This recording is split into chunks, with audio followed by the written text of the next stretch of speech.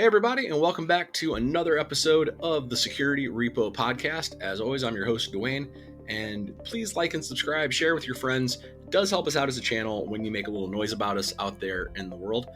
We have a really awesome guest today who I got to do something pretty exciting with back a few weeks back at B-Side San Francisco. Andy Dennis is the VP of Platform and Cloud Practice at Modus Create. They're a digital transformation consulting agency. He's responsible for overseeing engineering teams across cybersecurity, cloud, DevOps, build systems, functional programming, and tooling. Welcome to the show, Andy. Thanks for having me. That's a lot of stuff there that you're in charge of. Yeah, too much maybe. Right on. We got to teach, thanks to you, you were teaching a workshop at B-Side San Francisco, and I was able to last minute step in and help proctor that. And that was one of the most fun things I've ever done in my life. I got to be honest with you. Yeah, it was a good time. It was unfortunate that Bill, who was supposed to be co-producing with me, ended up with COVID, but Dwayne came in and saved the day last minute, so I appreciate it. Well, when the content was that good, it didn't take much saving. Just another warm body in the room to help people unstick the questions they had when they were working with GitHub. So the name of that was Shifting Left in DevOps. Why teach Shift Left at a B-Sides? Great question. So in my experience, actually, the crowd that shows up at B-Sides isn't just security focused. You actually get a range of people, including software engineers and DevOps engineers. I think part of that may be down to the fact that B-Sides events are community driven and they're pretty cheap. You're not dropping $1,000 to show up to a B-Sides event, right? So if you have an interest in, hey, I've been rolling out GitHub Advanced Security where I work and I want to learn more about it, something like a B-Sides event is perfect because it's low cost, you can show up, and there's tons of different content there from not just security in a general sense, but very specific topics as well. So B-Sides and Shift Left make sense. Great place to come in, get people hands on keyboards, learn something that perhaps they've heard about in their work environment, but not had the chance to actually delve into and ask questions. So that's kind of the genesis of it all, really. Well, I really appreciated that because we hear Shift Left a lot, and it's said to developers, like, hey, developers, we need to shift this onto your plate, is what they're hearing. But approaching it from the other perspective of, hey, security, this is actually what shifting left means, is you need to learn how this stuff works so you can see where to insert yourself a little bit earlier. That's right. And I think by demonstrating to engineers how you can shift left and where you can inject security using tooling that they're familiar with, such as GitHub, what you actually do is reduce the friction. I think that's a big issue that we've seen historically is, that shall do this coming from security teams. Whereas when it's a collective effort where people really understand why they're an important stakeholder in it, it reduces that friction and you get better buy-in. Right on, man. So what surprised you about doing this class? Was there anything that jumped out as like, wow, I wasn't expecting security people to ask that, or I was expecting people to know a little bit more about that when they came in? Yeah, I was thinking about that, about the questions we got asked. And I actually think that not weirdest one, but the most difficult one was when we got asked why you'd want to keep linear history versus rebasing. And I was like, I wish one of my directors of engineering was here to really go into a deep dive on that. But I think, that was probably the more interesting question we got was that one. And then I think you actually answered it, Dwayne. Oh, yeah, I looked it up. It's not a security thing. It's a cleanliness of code thing. It's linear history. You can't just keep shoving all of your commits willy-nilly into the timeline. It's more of a preference for a team than it is a security thing. I know I've been very guilty of that in the past. Like, I make a billion micro commits and then I don't use Squash. But everybody should use Squash. You still get all the code changes. It's just in one clean commit, and it's like one little commit instead of 50 commits you got to dig through when you're debugging later. So please clean up your code, everybody. But that's actually what I'm talking about. That's a really good example of people that live in code and breathe code. Like, to them, it's like, yeah, that makes sense. I'm going to Squash. But security people, they don't live in that world every day. Right. And then when you get into the topic of rebasing as well, you really are getting into engineering practices and then a decision that's often driven by engineering leaders as well, of preferences around, approaches that they want the engineering team to take. Which is why I think, going back to the question of why teach this at B-Sides, when you do have engineers in there, and you actually give them hands-on keyboard training on shift left concepts, they grasp it fairly quickly. It doesn't seem alien to be writing a GitHub action that looks at source code, for example. So you work with a lot of different types of teams, a lot of different types of developers out there in the world, and you're very well acquainted with their concept of toil. So I was hoping you just give a quick definition of toil and how you see like the developer's life going out there. Okay, I almost feel like we're getting into the debate now around DevX, right? So if you're talking about toil as in someone's day-to-day experience working with a code base, really these days it stretches from the moment when you talk about requirements gathering and story writing through to deployment. And toil happens all across that, from trying to grok someone's story and turn that into a feature, right through to lint in the code base, writing unit tests. If you're using AI assistants like Copilot, getting the best bang for the buck out of them, actually seeing them, the efficacy of those tools, and then right through to scanning it for security issues, and then the deployment. And I think where, going back to the term friction, engineers may find things painful are when you're committing a bunch of changes and then the scans are coming back and it's failing and it's blocking. You get stuck in that cycle, right, of trying to fix the vulnerabilities. From my perspective, part of DevX really should be, and shifting left should be, making that as easy as possible. And there are tools out there now, and I'm sure we're going to touch on this, like Copilot AutoFix, right? Where you can generate those fixes in the code base very quickly. They create a pull request, and then you can go in, take a look at it, understand if it's actually doing what you want it to do, and then merge that in. So if you think of toil as what folks are doing on a day-to-day basis and where it gets painful, I think DevX fits into that nicely on top of like shifting left.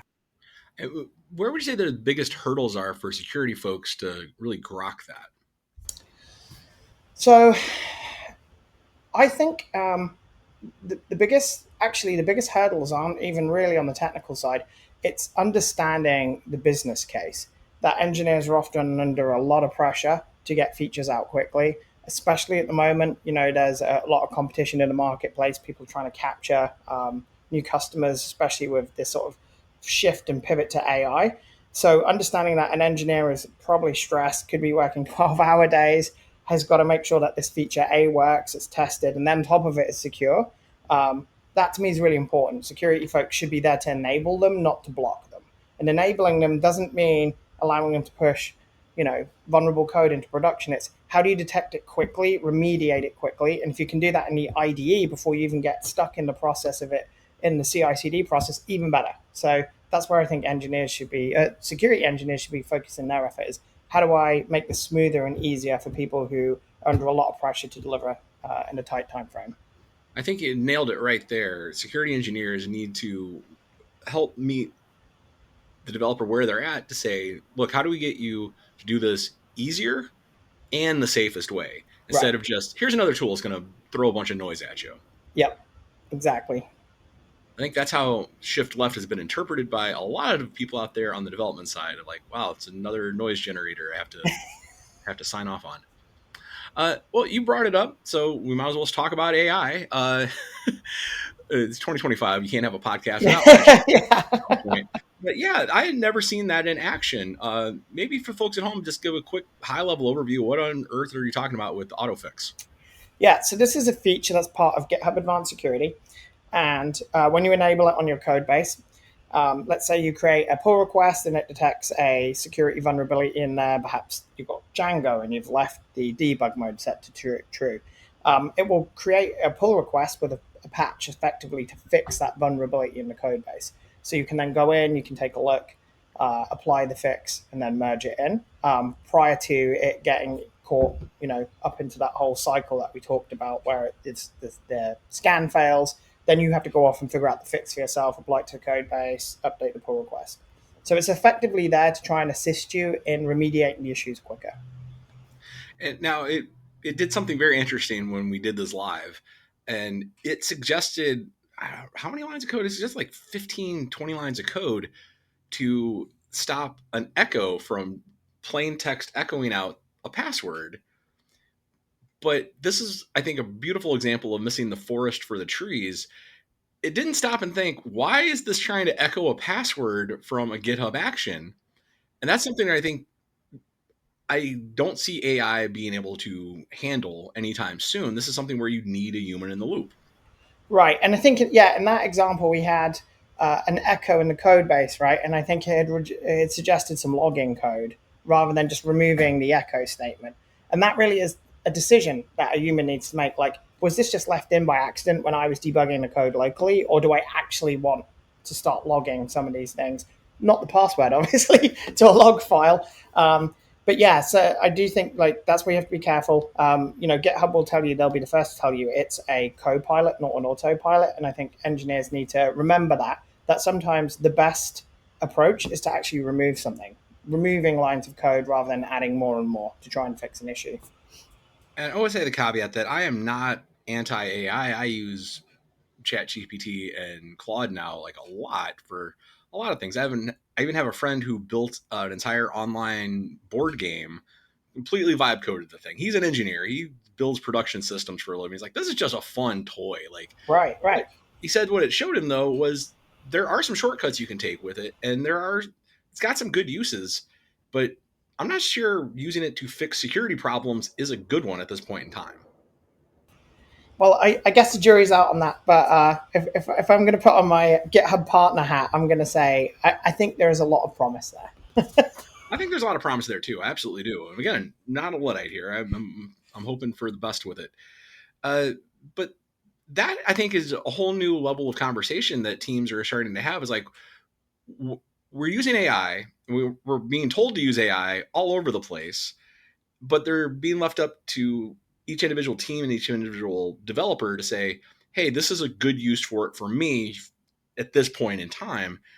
Is that in like stress and overhead, do you think, to teams? Yeah, I mean, I think from what I've seen, there's a real mix of the mandate on using AI tooling, especially when it comes to code assistance. So some places the CIO is saying, there's going to be productivity gains out of this. I'm sort of demanding from the top down that teams adopt it. Then other places it's being very organic. One team might adopt it, start using it, another team won't, and then the mandate comes after team X has say been using it for several months for team Y to adopt it. I've not seen stress so much, but I think the hard problem that people have is measuring the efficacy and the adoption rate and the lift that it provides to engineers. And that problem is being solved. GitHub have a new dashboard. I believe they're releasing or an endpoints, API endpoints. But if you look, there's other third-party tools out there, such as Barris.ai, Jellyfish, others, which collect that information and sort of surface it so you can see those productivity improvements. But I mean, even if you don't go down that route, as I say, GitHub has a open source project you can deploy, I think, in Azure to start pulling those metrics out and dashboard them. That to me is where I think the headaches are. It's proving the value, but as that gets solved, I think you will see even more adoption, to be honest with you, Dwayne. So you have an audience of security professionals here and people trying to make their way into security. What's the best advice you could give for someone trying to get to the role of security engineer, where they hear like, oh, well, I can help the developer do their job faster if I work with them in their flow. What's the advice for that person?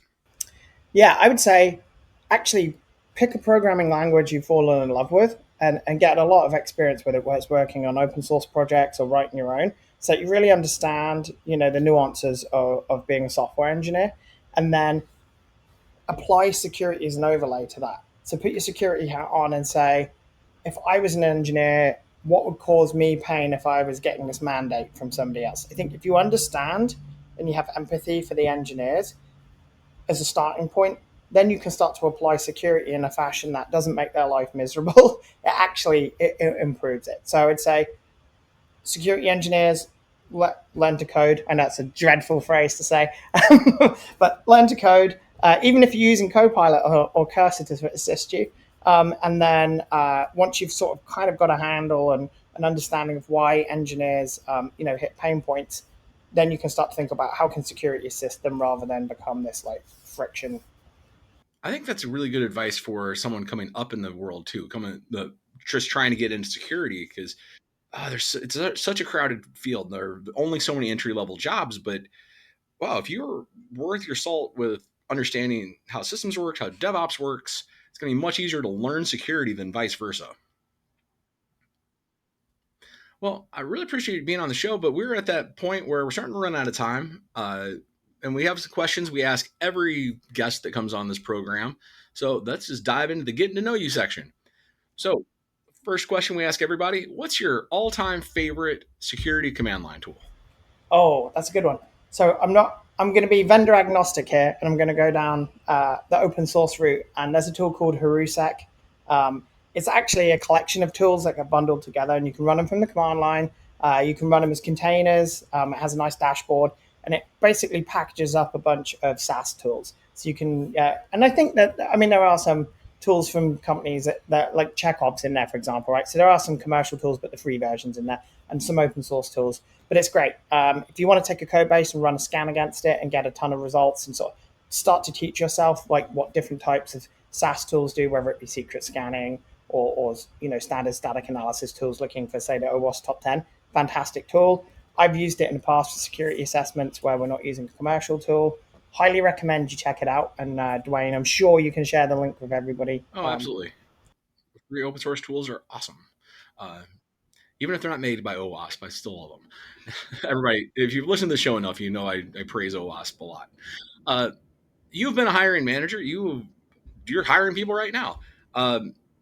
Nobody flood Andy with a bunch of resumes, but you have to interview them. What is your go-to favorite interview question you ask applicants? Great question. And I've had quite a few people over the years, and we do have a job open on our website, I believe, in the security space. So please do check it out. We always appreciate more candidates. I think a great question to ask engineers, especially when you work in and this doesn't just apply actually to security, it applies to anyone that I would interview, is you've got a distributed team across multiple time zones. Often you're having to work asynchronously. And I would ask them, what do you think the biggest blocker is between working in a distributed team? That's really important these days. I don't know many teams that aren't distributed at this point. Right. I know there's a back to office push still, but when you work at our place, it's 100% remote. So that ability to be able to interact with a software engineer and a DevOps engineer and someone in QA and a project manager, and one of them might be in Croatia, and one might be in Virginia, one might be in Brazil, super important. Almost in some ways more important than some of the technical skills, I'd argue. Right on. So, best advice, worst advice. We'll ask you the best advice you're hearing out there or you've ever heard, and then we'll follow it up with the bad advice you're hearing going around. Yeah. Okay. So, best advice I've heard. Oh, that's a good one. I would say it would have to be. I like this one. Right. Understanding how to use AI isn't just about what to put it in, but it's also about understanding when to say no. It's not a good fit. That I think right now is some of the best advice. Oh, I agree with you on that. Simplicity is not implemented enough. Like the simpler, the less things you put in, the less technology you use, the less you got to maintain. That's always stand by that. So, what's the worst security advice you're hearing out there? Oh, worst security advice? Well, just worst advice in general. I heard someone had put AI in a vacuum cleaner at the Consumer Electronics Show. I'm not sure that's a particularly good use of AI, but I stand to be corrected there. So I would say it's the inverse of what I said. It's jamming AI in everything and potentially in security tools as well. There are I do think there's some fantastic use cases for Gen AI and security, like the AutoFix feature. I mean, it's really clever, and being able to patch code like that is fantastic. I would be very cautious around using generative AI, though, solely for doing static analysis at this point. I think that you do have to have proper query packs, especially if there's a 0-day release, right? You want to be able to put that in and detect it. You can't guarantee that Copilot's been trained on those vulnerabilities, or Cursor has, or Gemini immediately. So I would say proceed with caution, but don't just think it's a complete replacement for all of your security tools. At least at this point in time, I don't think that would be a safe thing to do. Right on, right on. Well, definitely good advice and bad advice. So, thanks for sharing. So we're here at the end of the show. We always like to give our guests final say. Anything else you want to get off your chest? Anything you want to plug? Anywhere you want to send people? Yeah, check out moduscreate.com. That's our website. We're hiring. Anyone who's interested in learning more about shift left, doing gas deployments, if you're interested in looking at GitHub Advanced Security or any other security tooling in a similar space around DevSecOps, we can absolutely help you out. We'd love to hear from you. Whoa, got a little wind there for a second. Well, thanks very much for being here. And everybody out there, thanks for tuning in. Again, remember, like, subscribe. It does help the show out quite a bit, and share it with all your friends. Thank you. Awesome. Thanks, Dwayne.